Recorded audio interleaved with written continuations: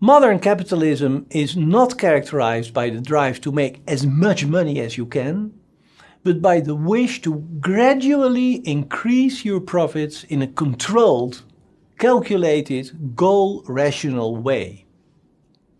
The modern entrepreneur wants to create a predictably increasing flow of profits, and he tries to realize this by organizing his enterprise in a completely rational way.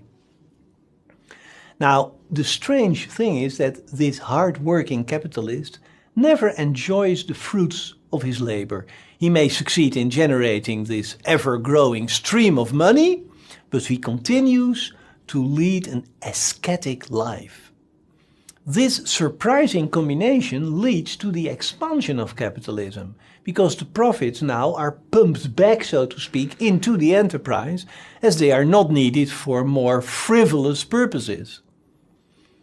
This spirit of capitalism leads to a flowering capitalism, and it is also produced by capitalism. But how did this capitalist spirit come into existence in the first place?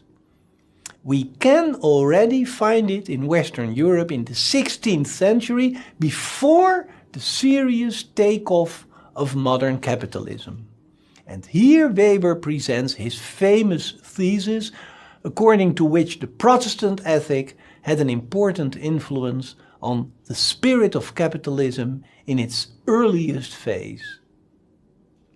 In the 16th and in the 17th century, a new kind of Christian faith made its way in northwestern Europe and in the United States. This, of course, is the age of the rise of Protestantism. The Protestant doctrine teaches that we all have to work very hard because God wants us to make this world a better place. It is our moral duty to leave this world in a better state than the state in which we found it. And we should certainly not indulge in luxury. So here we see, at the moment when capitalism is only just beginning to take shape, the outlines of a new economic mentality that is consonant with the capitalist ethos of hard work plus an ascetic lifestyle.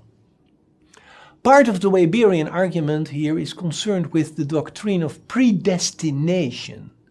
According to the strict interpretations in some Protestant churches, there is no way of finding out whether you belong to the small group of the chosen people, the elect, who will be admitted into heaven.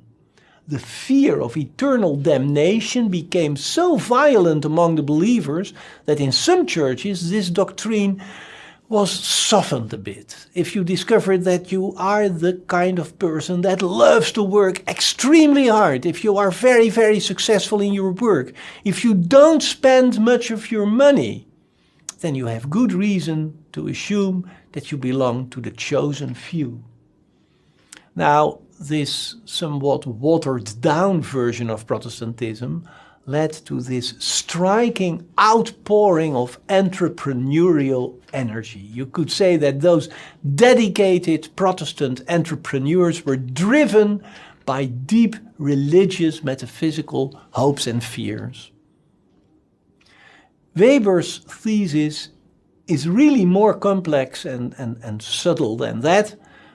And, you know, my advice, and I really mean this, my advice is you should read the entire book. It's one of the most beautiful books in the sociological tradition.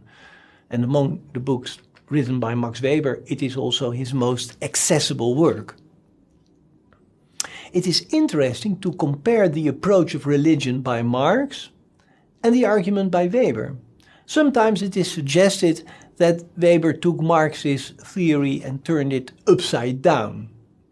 Where Marx believes that the arrow of causality points from the economic infrastructure towards the superstructure, and the superstructure, of course, also includes religious belief systems, Weber gives us the mirror image and says that it is in fact the Protestant religion that produced the mentality that was a necessary condition for modern capitalism to develop.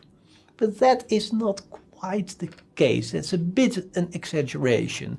Weber writes that the arrows of causality point in both directions.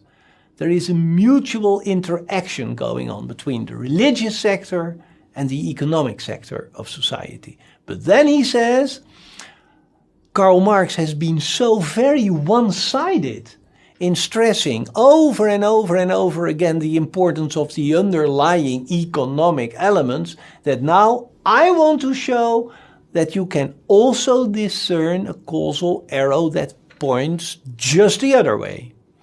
So I believe that we should not see Weber's book as a refutation of Marx's analysis, but more as an extension of and as an addition to the argument that was given to us by Karl Marx.